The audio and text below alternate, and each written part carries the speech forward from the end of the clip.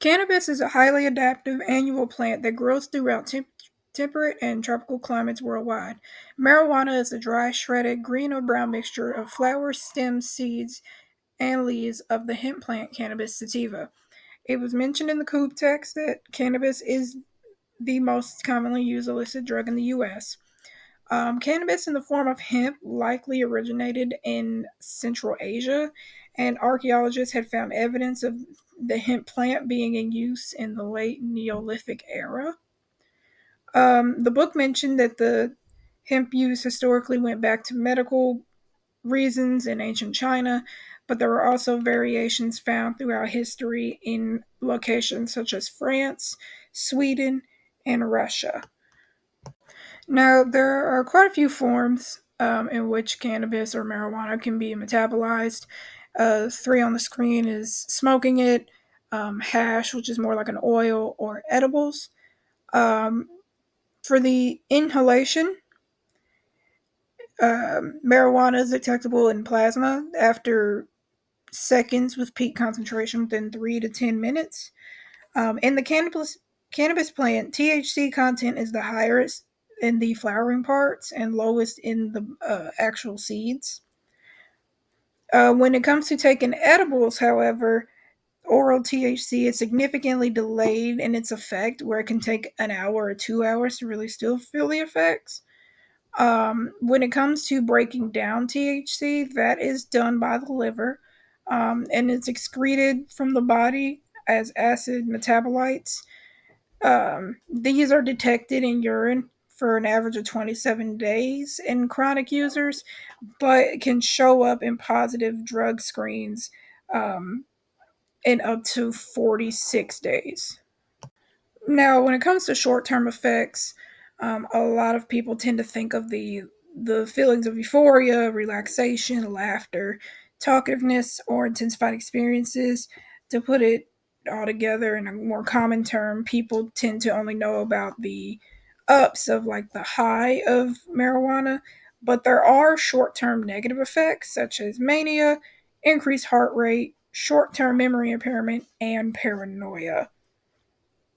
Also, some short term physical symptoms you can see would be dry mouth, red eyes, and increased hunger, which is commonly known as the munchies. So, overall, the long term effects of marijuana are still being studied, especially as the drug is becoming more widespread and people are getting it all different ways, no matter if it's legal or not in the state they live in. But the CDC mentioned that some longer term effects that have been found has been schizophrenia or psychosis, specifically stating that long term use has been associated with an increased risk of developing schizophrenia or psychosis. And then there's also cannabis use disorder, which is in the DSM 5. Basically, this is kind of where you see more of the withdrawal symptoms that will be mentioned later in the presentation. Other long term effects include respiratory issues such as chronic coughs, episodes of bronchitis. Um, Another is immunity. So basically, so far it's been found that prolonged use of THC can affect how the immune cells function, which means that people who have longer term usage of marijuana, their immune cells don't work as well, and so they're more likely to get sick or or be transmitted diseases. And memory decline. There has been shown long term harmful effects to people's memory.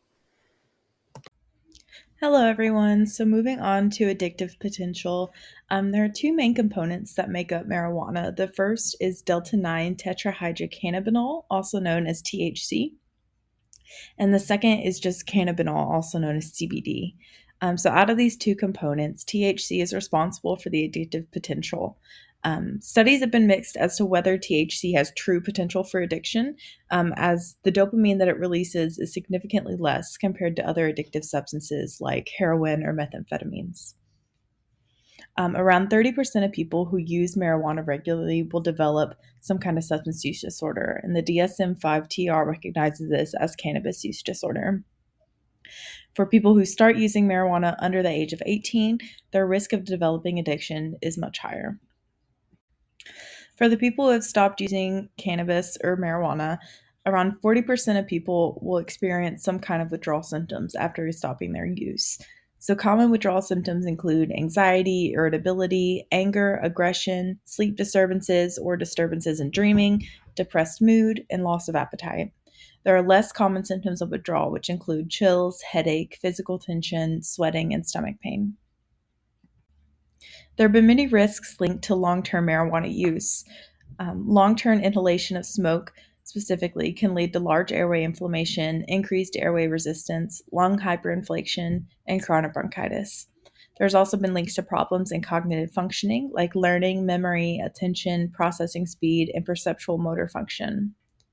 Additionally, adolescents who use marijuana regularly are at an increased risk of developing depression. There's also a syndrome that's linked to long-term heavy marijuana use called cannabinoid hyperemesis syndrome, which is noted by nausea, vomiting, and abdominal pain after long-term use. Along with some of the risks that come with marijuana use, there are some proven benefits.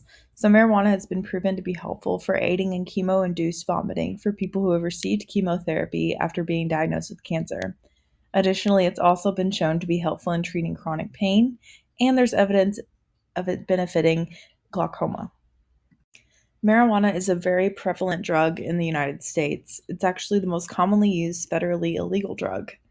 Around 19% of Americans used marijuana in 2019 alone. Marijuana has been around for a really long time and has served a lot of different purposes historically. The ancient Greeks used it to dress wounds on their horses and also to treat nosebleeds and tapeworms in humans. Later in the 1830s, when brought over to Western countries, it was used to treat muscle spasms, stomach cramps, and just general pain.